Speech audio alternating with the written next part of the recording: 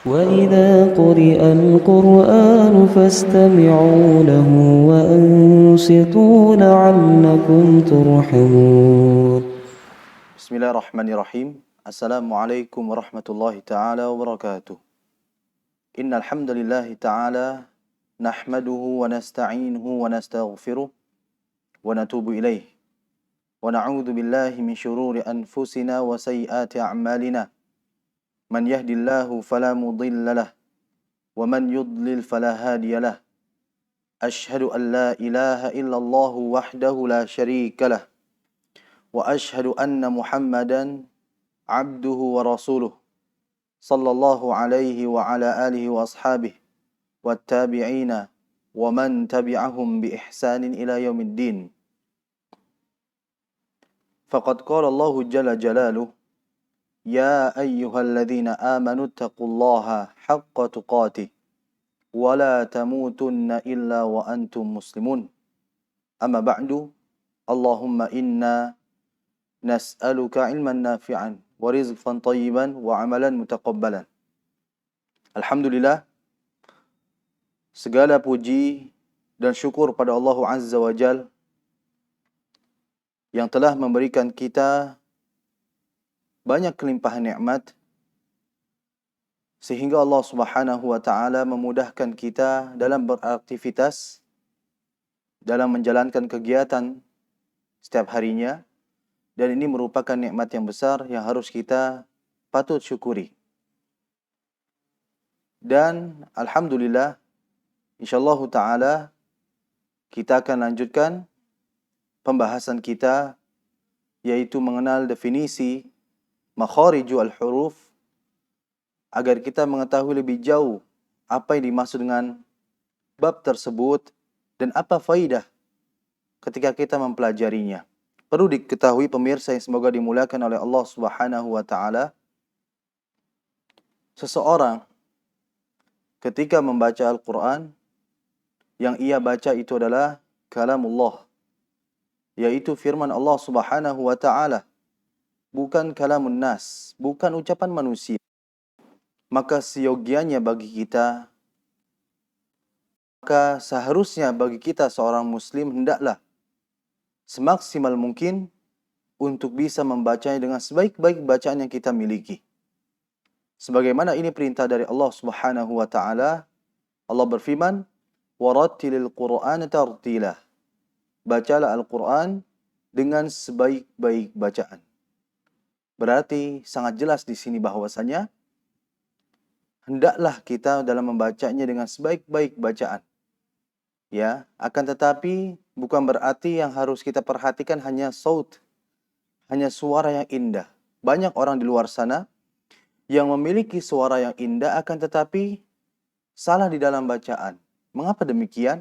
Dikarenakan kurang memperhatikan akan ilmu di dalamnya, yaitu berkenaan dengan ilmu at-tajwid. Sebagaimana kita ketahui bahwa dalam ilmu tajwid di dalamnya sangat sekali banyak pelajaran yang harus diperhatikan oleh kita semua. Di antaranya adalah pembahasan kali ini, pembahasan pada pertemuan kali ini, yaitu mengenai bab makharijul huruf, yaitu bab yang menjelaskan bagaimana kita membaca suatu huruf dengan betul. Pemirsa yang semoga dimuliakan oleh Allah Subhanahu wa taala, para ulama sangat menegaskan sekali akan bab ini. Bahkan seseorang bisa terjatuh ke dalam kesalahan dalam bacaan Qur'annya disebabkan makhraj yang salah. Saya berikan dua contoh, dan ini merupakan kesalahan yang besar yang secara tidak langsung itu akan merubah makna yang kita baca. Kita mulai dari Al-Fatihah, kita lihat di Al-Fatihah, kita seringkali mendengar imam membaca Alhamdulillahi Rabbil Alamin, yang bermakna segala puji bagi Allah Rabbil Alamin, penguasa alam. Artinya Allah Subhanahu wa taala menguasai alam. Akan tapi kita menjumpai seorang imam membaca Alhamdulillahi Rabbil Alamin biharfil hamzah, dengan hamzah, yang bermakna segala puji bagi Allah yang berpenyakit. Na'udzubillah. Jangan sampai kita menyangka bahwasanya Allah berpenyakit. Padahal Allah itu adalah Rabbuna. Allah itu adalah Rabb kita. Dan ini merupakan kesalahan. Jangan sampai ain dirubah menjadi hamzah. Itu yang pertama. Lalu yang kedua adalah yang kita jumpai ketika khotib berkhutbah. Nah, ketika ada seorang khotib berkhutbah pada Jumat, hari Jumat ya, kita sering mendengar khotib mengatakan wa na'udzu billahi min syururi anfusina. Yang bermakna apa sih? Yang bermakna adalah kami berlindung kepada Allah Subhanahu wa taala min syururi anfusina, dari kejelekan-kejelekan diri kami. Artinya kita memohon kepada Allah untuk dihindari dari segala keburukan di dalam diri kita. Akan tapi ada yang mengatakan khotib wa na'udzu billahi min sururi anfusina. Kami berlindung kepada Allah dari segala kebahagiaan. Masa iya kita berlindung untuk tidak bahagia? Justru yang kita inginkan adalah as-sa'adah, kebahagiaan. Jadi karena mengucapkan shin dengan sin, itu akan berbeda makna. Syurur yang artinya kejelekan, surur dengan sin itu adalah kebahagiaan. Maka hati-hati dalam mengucapkannya. Dan ini berkaitan tentang pentingnya makhariju al-huruf. Perlu diperhatikan pemirsa yang semoga dimuliakan oleh Allah Subhanahu wa taala. Makhariju al-huruf, makharij yang diidhafahkan dari al-huruf. Jadi makharij itu adalah tempat-tempat al-huruf, keluarnya huruf-huruf hijaiyah. Dan dikatakan bahwa makhariju al-huruf bermakna mahalul khurujil hurufi alladhi yanqati'u indahu sautun nutqi bih fatamayyazu bihi an ghairi. Artinya adalah tempat keluarnya huruf yang padanya terhenti suara dalam pengucapan, yang dengannya kita bisa membedakan huruf yang satu dengan huruf yang lainnya. Jadi kita ketahui bahwasanya makhariju al-huruf, faidahnya adalah agar kita bisa membedakan pengucapan satu huruf dengan huruf yang lainnya. Sebagaimana dijelaskan tadi, kesalahan yang tadi, ain dirubah dengan hamzah. Yang pada hakikatnya, kedua huruf ini memiliki makhraj, memiliki pengucapan yang berbeda. Tidak sama. Bahkan, saking pentingnya ilmu makhariju al-huruf, Al-Imam Ibnul Jazari, rahimahullahu ta'ala, beliau mengatakan, وَبَعْدُ إِنَّ هَذِهِ مُقَدِّمَةً فِيمَا عَلَى قَارِئِهِ أَن يَعْلَمَهُ. Inilah muqaddimah yang harus diketahui oleh para pembaca. إِذْ وَاجِبٌ عَلَيْهِمُ مُحَتَّمُ قَبْلَ الشُّرُوعِ أَوَّلًا أَن يَعْلَمُوا. Wajib atas mereka yang ingin membaca Al-Quran agar mengetahui sebuah ilmu yang dengannya bacaan tersebut adalah bacaan yang terbaik yang ia miliki. Apa itu? Makharijal hurufi was sifati, yaitu hendaklah seseorang untuk mempelajari, mendalami akan sebuah ilmu yang disebut dengan makharijal hurufi was sifati, yaitu makharijul huruf dan sifatul huruf. Apa sih esensi atau tujuan, hikmah di balik mempelajari makharij dan sifat huruf ini? Beliau sebutkan dalam bait berikutnya, liyalfidhu bi afsahi al-lughat, agar bacaan yang kita baca adalah sebaik-baik yang kita miliki, sefasih-fasihnya bacaan. Dan ini kembali kepada firman Allah tadi, warattilil qur'ana tartila. Inilah yang harus kita fahami semuanya. Bahkan Syekh Muhammad Maki Nasr, ya, beliau pernah mengatakan, i'lam anna hadzal baba min ahammi abwabi tajwid. Ketahuilah bahwa pembahasan makharijul huruf ini min ahammi abwabi tajwid, termasuk di antara bab yang harus difahami dan diketahui oleh seorang yang ingin membaca Al-Quran.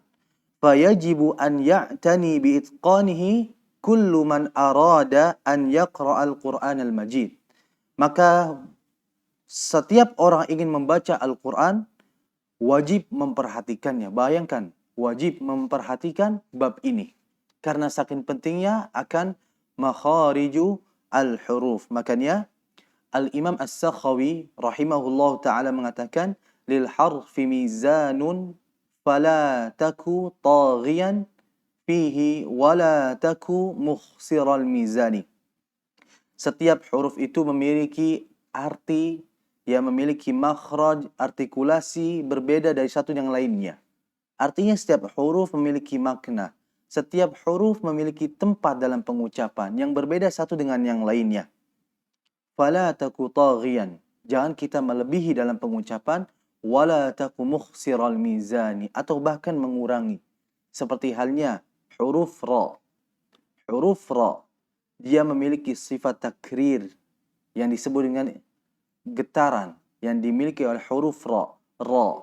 Cukup 2 getaran. Lebih dari itu, ulama tidak membolehkannya. Tidak boleh. Atau bahkan sama sekali meniadakan getarannya. Itu pun tidak boleh. Ar-Rahmanir Rahim. Itu tidak boleh. Semuanya tidak boleh. Yang boleh adalah dengan 2 getaran yang telah ditetapkan. Ar-Rahman. Nah, seperti itulah. Makanya dahulu ada sebuah kisah yang dialami oleh salah seorang guru kita semua, yaitu Syekh Abdullah Ali Basfar, hafizahullah. Beliau bahkan pernah bercerita mempelajari huruf ra kurang lebih 4 atau 5 sanawat. 4-5 tahun baru bisa mengucapkan huruf ra. Dan ini merupakan hal yang harus diperhatikan oleh kita semua untuk tidak sembarang di dalam membaca Al-Quran. Maka oleh sebab itulah pemirsa yang semoga dimuliakan oleh Allah Subhanahu wa taala, maka hendaklah kita untuk bersungguh-sungguh di dalam mempelajari tajwid atau pembahasan makhariju al-huruf. Kan kita ketahui bahwasanya ketika kita membaca makharijul huruf dengan betul, dan itu merupakan sebuah kemuliaan yang harus kita jaga, karena itu yang diinginkan oleh kita semua agar kita membaca Al-Quran dengan sebaik-baik bacaan.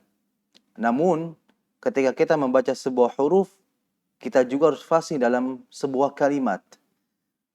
Artinya tidak bisa kita membaca hanya sendiri saja dikala huruf itu sendiri. Sebagaimana disebutkan oleh salah seorang ulama, beliau mengatakan, kam min mutkinin li hurufil Qur'ani ifradan wala yutqinu tarkiban. Betapa banyak orang yang bisa membaca huruf secara independen, secara sendiri, individu. Wala yutqinu tarkiban. Akan tetapi tidak bisa membacanya dikala dalam mentarkib dalam sebuah ayat. Misalkan kita membaca huruf sa. Ketika kita membaca dikala huruf itu sendiri kita bisa sa. Tapi akankah kita bisa membacanya di sebuah ayat? Dan itulah mengapa hendaklah kita untuk banyak-banyak praktek dikala huruf itu sendiri dan dikala huruf itu berada di sebuah kalimat. Dengan hal tersebut, kita bisa membacanya dengan sebaik-baik bacaan yang kita miliki. Lawan dari bacaan yang benar itu adalah lahn. Al-lahnu. Al-lahnu ay al-mailu anis sawab atau al-khata'u fi qiraatil Qur'anil Karim. Al-lahnu itu artinya adalah kesalahan di dalam membaca Al-Quran. Ingat, agar kita terhindar dari segala macam kesalahan yang ada adalah dengan kita mempelajari tajwid. Ketika kita salah dalam pengucapan huruf, maka hendaklah kita membahas atau mempelajari makharijul huruf dan sifatul huruf. Karena 2 bab ini sangat penting.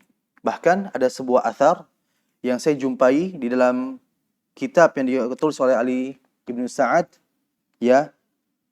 Al-Ghamidi Al-Makki, hafizahullah ta'ala, beliau mengatakan, beliau menukilkan sebuah athar, yaitu sebuah kisah dari Ibnu Umar. Wa kana Ibnu Umar radhiyallahu ta'ala anhuma yadribu waladahu 'ala al-lahni.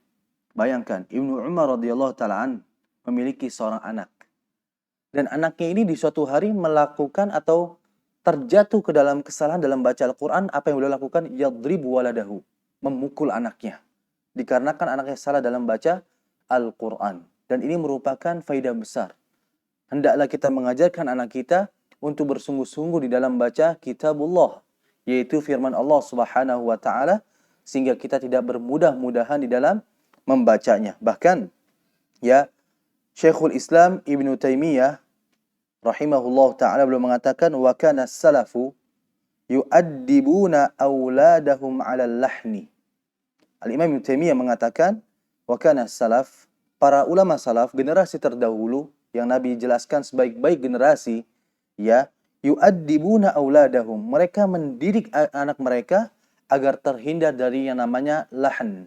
kesalahan di dalam membaca Al-Quran. Dan ini merupakan faedah yang besar agar kita berhati-hati di dalam membaca Al-Quran. Dan insyaAllah ta'ala kita akan membahas mengenai bab yang tadi kita jelaskan itu, yaitu makharijul huruf, pada pertemuan berikutnya. Mungkin ini yang bisa saya berikan. Semoga pemirsa yang semoga dimuliakan oleh Allah Subhanahu wa taala selalu diberikan keistiqomahan dalam belajar sehingga kita semua bisa membaca Al-Qur'an dengan sebaik-baik bacaan, dan semoga kita termasuk sebagaimana yang disabdakan oleh Nabi kita sallallahu alaihi wasallam. Beliau bersabda, "Al-mahiru bil Qur'ani ma'as safaratil kiramil bararah." Orang yang mahir membaca Al-Qur'an bersama malaikat yang mulia, ya, yaitu mereka para malaikat-malaikat yang kita dengannya akan dilindungi, akan dimiliki doa olehnya. Dan ini harus kita perhatikan oleh semuanya. Hada wa sallallahu ala nabiyina Muhammadin wa ala alihi wa sahbihi wasallam. Thumma assalamu alaikum warahmatullahi taala wabarakatuh. وإذا قرئ القرآن فاستمعوا له وأنصتوا لعلكم ترحمون. Pemirsa yang semoga dimuliakan oleh Allah Subhanahu wa taala, setelah kita mengetahui definisi makharijul huruf, maka kita akan membahas mengenai penjelasan lebih dalam lagi, yaitu mengenai makharijul huruf. Sebagaimana kita jelaskan pada pertemuan awal tadi, bahwa makharijul huruf memiliki makna tempat-tempat keluarnya huruf hijaiyah. Sebelum kita membahas makharijul huruf lebih dalam lagi, perlu kiranya kita membahas lebih dalam lagi mengenai makharijul huruf, yaitu makharij yang diidhafahkan ke kata al-huruf yang bermakna tempat-tempat keluarnya huruf. Makharij jamak dari makhraj. Makhraj itu tempat. Makharij adalah tempat-tempat. Lebih dari 2 tempat. Al-huruf merupakan jamak dari kata harf, yaitu huruf, Dan perlu diketahui bahwasanya sebelum kita membahas mengenai tempat-tempat keluarnya huruf itu, kita harus mengenal huruf di dalam bahasa Arab. Bahwa huruf itu terbagi menjadi 2. Ada huruf asli dan ada huruf far'i. Huruf asli ini adalah huruf hijaiyah yang kita kenal dengan huruf yang berjumlah 29 huruf, Karena mungkin di beberapa daerah atau mungkin di beberapa pengetahuan, huruf hijaiyah ini ada yang mengatakan 30, bahkan ada yang mengatakan 31. Nah, maka mana yang benar? Sependek pengetahuan kami bahwa jumlah huruf hijaiyah itu berjumlah 29. Dan ini telah ditetapkan oleh Al-Imam At-Tibi rahimahullahu ta'ala. Beliau mengatakan di dalam kitabnya Qaul Mufid, wa iddatul hurufi lil hijai 29 harfan bilam tirai, bahwa jumlah huruf hijaiyah 20 yaitu berjumlah 29 bilam tirai, tanpa ada keraguan. Beliau begitu yakin bahwa huruf yang kita ketahui dengan huruf hijaiyah itu ternyata berjumlah 29. Awal wa hamzatun lakin summiyat bi alifin majazan, yang dimana huruf hijaiyah kali keluar itu adalah huruf hamzah, namun seringkali dikiaskan dengan istilah alif. Nah, makanya ini mengenai huruf asli. Adapun yang kedua, huruf far'i adalah huruf yang lahir dari 2 huruf. Huruf yang lahir dikarenakan ada beberapa huruf di dalamnya. Seperti contohnya, nun. Itu hakikatnya huruf asli. Huruf hijaiyah. Namun ketika nun mati misalkan, berjumpa dengan shin, yang kita kenal dengan istilah ikhfa, maka itu dengan perjumpaan 2 huruf ini disebut dengan huruf far'i. Inilah mengenai huruf hijaiyah. Kemudian mengenai jumlah makhariju al-huruf, di sini para ulama berbeda pendapat akan jumlah makhariju al-huruf. Ya, sebagaimana disebutkan, saya mengutip dalam sebuah matan, yaitu dari Syekh Uthman Sulaiman Murad rahimahullahu ta'ala dalam Manzuma As-Salsabil Asy-Syafi. Beliau mengatakan, ikhtalafal qurra'u fil makhariji, bahwasanya para ulama berbeda pendapat fil makhariji, dari jumlah makharijul huruf. Ya, jadi beliau mengatakan bahwa para ulama qiraat, ada beberapa ulama qiraat ya, yang mereka berbeda pendapat akan jumlah makharijul huruf. Ya, akan jumlah tempat-tempat keluarnya huruf hijaiyah, ya. Dan beliau mengatakan ala madzahibin thalathatin taji. Dan beliau mengatakan bahwa ada 3 pendapat utama, ya, yang didapati oleh para ulama akan jumlah makhariju al-huruf. Dan beliau mengatakan fahiya inda quturubin 14. Beliau mengatakan bahwa pendapat yang pertama yang mengatakan makhariju al-huruf berjumlah 14 itu menurut pendapat atau pandangan dari Imam Qutrub, dan di dalamnya juga Imam Farra. Kemudian beliau mengatakan wa inda Sibawaihi 16. Dan menurut pendapat yang kedua, yaitu pendapatnya Imam Sibawaihi, ya, dan di dalamnya juga Al-Imam Asy-Syatibi, keduanya berpendapat bahwa makhariju al-huruf berjumlah 16 tempat. Wa madhhabul Khalili wa Ibnil Jazari qaddaraha bi 17. Adapun pendapat yang ketiga, yaitu pendapatnya Imam Khalil bin Ahmad Al-Farahidi, begitupun Al-Imam Ibnul Jazari, keduanya berpendapat bahwa makhariju al-huruf berjumlah bi 17, berjumlah 17 tempat. Nah, kita ketahui bahwasanya ada 3 pendapat akan jumlahnya. Yang pertama berpendapat 14 tempat, yang kedua 16 tempat, dan yang ketiga 17. Pendapat yang 14 itu adalah Imam Qutrub dan Imam Farra. Dan yang kedua yang mengatakan jumlah makharijul huruf itu 16, pendapatnya Imam Sibawaihi dan juga Imam Asy-Syatibi rahimahullahu ta'ala.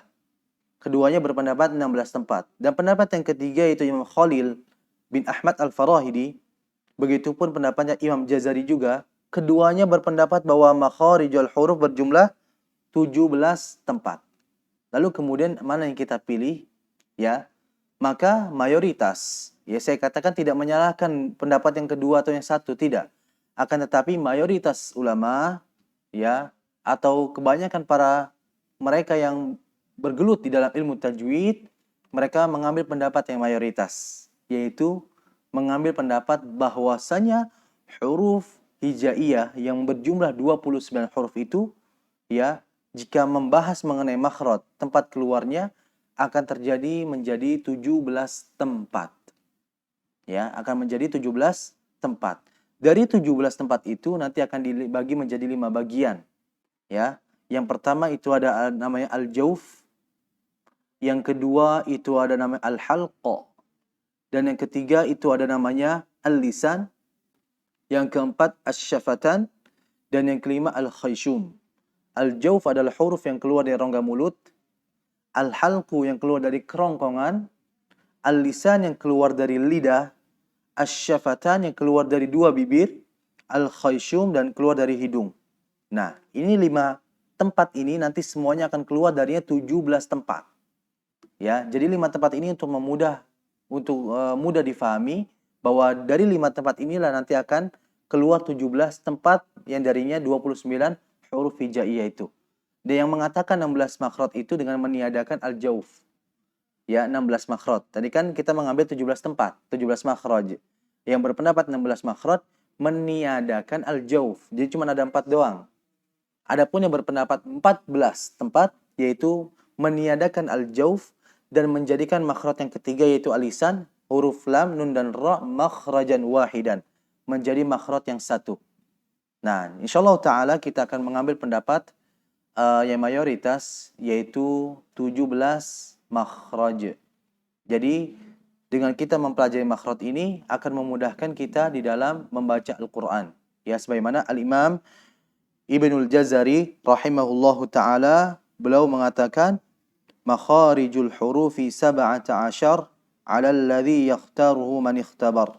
Bahwasanya beliau mengatakan jumlah makhariju al-huruf, yaitu tempat-tempat keluarnya huruf tadi, itu ada 17 tempat. Otomatis dari 17 tempat ini, ya, di dalamnya terdapat 29 huruf hijaiyah. Maksud saya seperti ini. Huruf hijaiyah berjumlah 29. Seharusnya kalau memang setiap huruf memiliki makhraj, memiliki tempat, harusnya makhraj huruf ada berapa? 29 juga. Namun tadi disebutkan bahwa makharijul huruf cuman ada 17. Otomatis dari satu tempat, ya, itu terdapat 3 huruf atau bahkan 2 huruf. Yang insyaallah ta'ala kita akan lanjutkan pembahasan ini pada pertemuan selanjutnya. Nah, jadi Imam Jazari mengatakan makharijul hurufi 17. Bahwasanya makhariju al-huruf itu ada 17 tempat, ya, yang dibagi menjadi 5 bagian, yaitu al-jauf, al-halq, al-lisan, asy-syafatan, kemudian al-khayshum. Nah, inilah mengenai jumlah makhariju al-huruf. Lalu kemudian bagaimana cara agar kita mengetahui makhraj atau tempat huruf tersebut keluar. Nah, maka yang terakhir dalam pembahasan kita kali ini adalah sebagai gambaran untuk mengetahui makharijul huruf, bahwa ada 2 cara untuk mengetahuinya. Ya, yang pertama taskinul harfi, ya, sukunkan atau matikan huruf tersebut, ya. Kemudian wa adghil alaihi hamzatal wasl, dan berikan hamzah, ya. Jadi sebelum huruf itu terucap, berikan sebelum huruf tersebut adalah huruf. Misalkan ba. Taskinul harf, sukunkan huruf ba-nya. Dan kemudian berikan sebelum huruf ba ini hamzah. Ab. Kita perhatikan ab. Maka yang bergerak apa? Kedua bibir. Ab. Maka disitulah makhraj atau tempat keluarnya huruf ba. Jadi seperti itu agar kita mengetahui di mana huruf itu keluar, atau di mana huruf itu keluar dari mulut kita. Apakah dari lisan atau dari lidah, ataukah dari kerongkongan atau dari kedua bibir. Jadi seperti itu agar kita mengetahui di mana huruf tersebut keluar. Mungkin ini bisa saya berikan. Insyaallah ta'ala kita akan lanjutkan pembahasan kita makharijul huruf, ya, ini pada pertemuan berikutnya. Hadza wa sallallahu ala nabiyyina Muhammadin wa ala alihi wa sahbihi wasallam. Tsumma assalamu alaikum warahmatullahi taala wabarakatuh. وإذا قرئ القرآن فاستمعوا له وأنصتوا لعلكم ترحمون